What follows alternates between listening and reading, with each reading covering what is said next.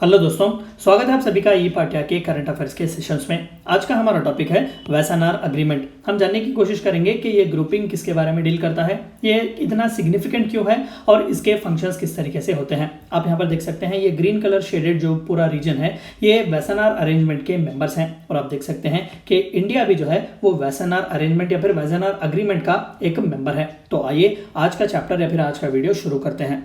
तो what is Wassenaar agreement? Wassenaar agreement होता क्या है? देखिए, Wassenaar agreement on export control of conventional arms and dual use goods and technologies is a multilateral export control regime. हमने पिछले videos में देखा कि मल्टीलैटरल एक्सपोर्ट कंट्रोल रिजिम जो है वो 4 ऑर्गेनाइजेशंस का है। पहला ऑस्ट्रेलिया ग्रुप, दूसरा न्यूक्लियर सप्लायर्स ग्रुप, तीसरा वैसानार अग्रीमेंट और चौथा मिसाइल टेक्नोलॉजी कंट्रोल रिजिम। तो आज हम वैसानार अग्रीमेंट के बारे में बात करेंगे।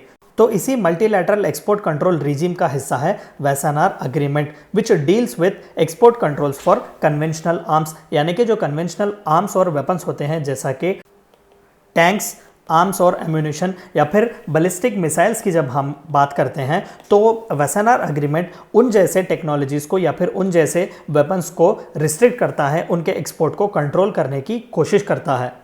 विद 42 पार्टिसिपेटिंग स्टेट्स, यानी कि वैसानार अग्रीमेंट का मेंबरशिप 42 कंट्रीज का है and India is one among them, including many former Comecon Warsaw Pact countries. अगर आपको पता हो तो पोस्ट वर्ल्ड वॉर सेकेंड 1945 से लेकर 1949 तक जो है यूएसए और फिर उनके एलाइज ने नाटो फॉर्म किया था, ठीक है, नॉर्थ अटलांटिक ट्रीटी ऑर्गेनाइजेशन, जिनके तहत यूरोपियन कंट्रीज और यूनाइटेड स्टेट्स ने एक अलाई बनाया था, एक ग्रुप बनाया था। और as a result to this Russia ने ईस्टर्न हेमिस्फीयर में ज़्यादातर कंट्रीज़ को लेकर उस वक्त जो है ईस्ट साइड के यूरोपियन कंट्रीज़ जो कि उस वक्त पोलैंड, ईस्ट जर्मनी और यूक्रेन जैसे कंट्रीज़ हैं उन्हें लेकर वार्सा पैक्ट बनाया हुआ था। तो ये कॉमन कंट्रीज़ का भी एक इशू है या फिर उनकी ही एक ट्रीटी है।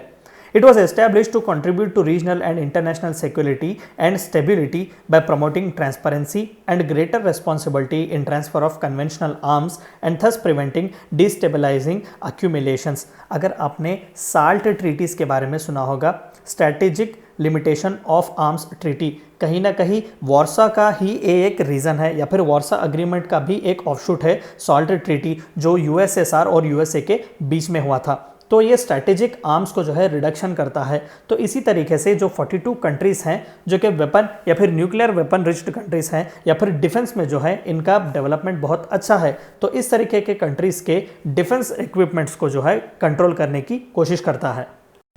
It is a successor to the Cold War era Coordinating Committee for Multilateral Export Controls (COCOM) and was established on 12 July 1996 in Wassenaar, the Netherlands, which is near The Hague।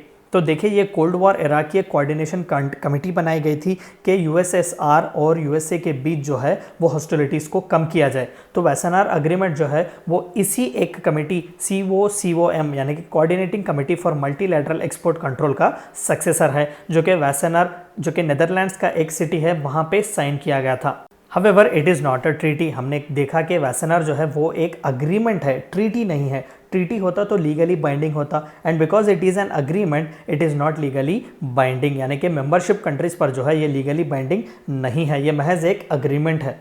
As of February 2018 there are 42 participating states, India is one among them। Admission requires two, यानी कि Wassenaar agreement का एक हिस्सा बनने के लिए members को जो है वो सर्टेन रिक्वायरमेंट्स फुलफिल करने हैं। तो वो क्या है? The country should be a producer और एक्सपोर्टर ऑफ आर्म्स और सेंसिटिव इंडस्ट्रियल इक्विपमेंट। रशिया जैसा एक कंट्री जो आज बहुत ही टॉप में है डिफेंस के इंडस्ट्रियल इक्विपमेंट्स भेजने में, या फिर फ्रांस जैसा एक कंट्री, हमने हाल ही में देखा कि डसॉल्ट रफाइल को लेकर बहुत ही विवाद हुआ था इंडिया में। तो इस तरीके के कंट्रीज जो हैं which are very well equipped और which are very well advanced in production of defence manufacturing units या फिर डिफेंस एम्यूनेशंस, तो इस तरीके के कंट्रीज के एक्सपोर्ट्स को है वो कंट्रोल करने की कोशिश करता है वैसानार अग्रीमेंट्स। तो इस तरीके के कंट्रीज होने चाहिए who produce weapons for defence, maintain non-proliferation policies and appropriate national policies including adherence to NPT such as where applicable the Nuclear Suppliers Group, Nuclear Non-Proliferation Treaty, the Biological Weapons Convention etc। के overall जो है उस country की national policy कुछ ऐसी होनी चाहिए कि वेपन्स दिए जा रहे हैं for defence purpose, not for being aggressive. Hindustan का not the first to use policy जो है is one of the reasons why Wassenaar agreement में उसे मेंबरशिप दिया गया। Maintain fully effective export control, internally और एक्सटर्नली जो है उस कंट्री को जो है चाहिए कि वो फुल्ली इफेक्टिवली अपने डिफेंस मैन्युफैक्चरिंग को कंट्रोल करे। The people's republic of China and Israel are not members. दरअसल चाइना जो है वो 4 ग्रुपिंग्स जिसकी बात हमने की जो मल्टीलैटरल एक्सपोर्ट रिजीम को कंट्रोल करते हैं वेपन्स को लेकर, तो उसमें से चाइना जो है सिर्फ NSG का मेंबर है, बाकी किसी भी ग्रुपिंग का वो मेंबर नहीं है। तो जाहिर सी बात है कि वैसनार अग्रीमेंट का भी चाइना मेंबर नहीं है। Even Israel being a nuclear enriched country इसका मेंबर नहीं है। India joined as 42nd participating state on 7 December 2017। तो ये थी चंद बातें जो आपको जाननी थी वैसनार अग्रीमेंट के बारे में। थैंक यू फॉर वॉचिंग ई पार्टिया।